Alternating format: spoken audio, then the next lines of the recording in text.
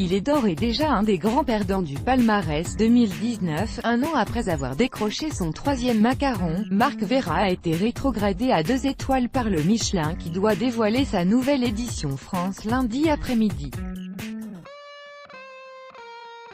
Vera, dont la Maison des Bois en Haute-Savoie avait obtenu le Graal gastronomique en 2018, ne l'aura conservé qu'1 an. Je reste terriblement déçu, dans l'incompréhension totale et injuste de cette destitution de la 3e étoile du guide Michelin, a réagi auprès de l'AFP le célèbre chef au chapeau savoyard.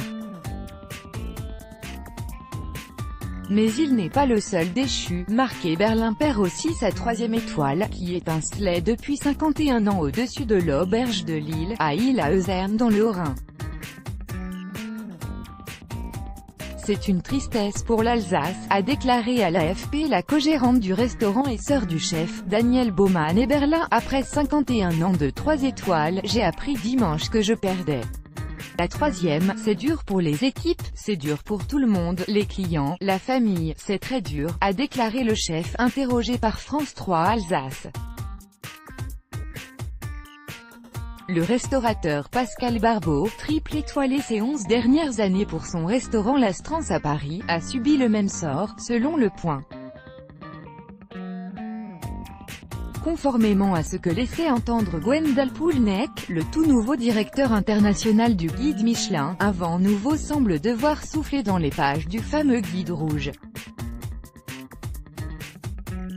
Le palmarès sera rendu public lors d'une cérémonie à Paris à partir de 15h. 75 restaurants seront promus, dans les catégories 1, 2, 3 étoiles, ce qui est un record chiffré, avait révélé à l'AFP M. Poulnek la semaine passée. Si les lauréats ne sont pas encore connus, de jeunes talents, des femmes chefs et de nombreux restaurateurs d'origine étrangère, notamment asiatique, devraient émerger. Derrière ces 75 nouvelles tables étoilées, c'est le reflet du grand dynamisme de la gastronomie en France, dans toutes les régions, avec des établissements portés par de jeunes talents très souvent entrepreneurs, qui ont pris des risques, avait souligné le patron du guide. Il a accédé à la tête du prestigieux guide en septembre, en remplacement du franco-américain Michael Ellis, parti travailler pour la chaîne d'hôtels de luxe Jumeirah, basée à Dubaï. Pour cette nouvelle édition française, les inspecteurs du Michelin ont réussi à dénicher des talents dans tous les coins de l'Hexagone, avait souligné M.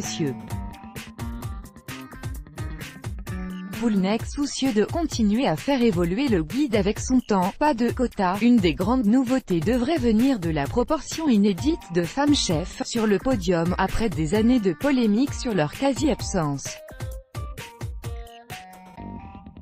Parmi les 57 nouveaux étoilés en France en 2018, figuraient seulement 2 femmes, qui travaillaient en tandem avec un homme. L'année d'avant, une seule femme figurait parmi les 70 nouveaux étoilés et aucune en 2016, signe d'un plafond de verre bien réel. Et à ce jour, le club très restreint des 3 étoiles ne compte qu'une seule femme, la chef Anne-Sophie Pic. Cette évolution à venir du palmarès n'est ni le fait de quotas, ni d'un abaissement de critères, a insisté M. Poulnek, mettant en avant une sélection misant sur la diversité, dans les styles de cuisine, les profils des chefs et les concepts d'établissement. L'édition 2019 sera aussi l'occasion de valoriser les métiers de l'ombre, via un nouveau prix récompensant le service, et un autre la sommellerie.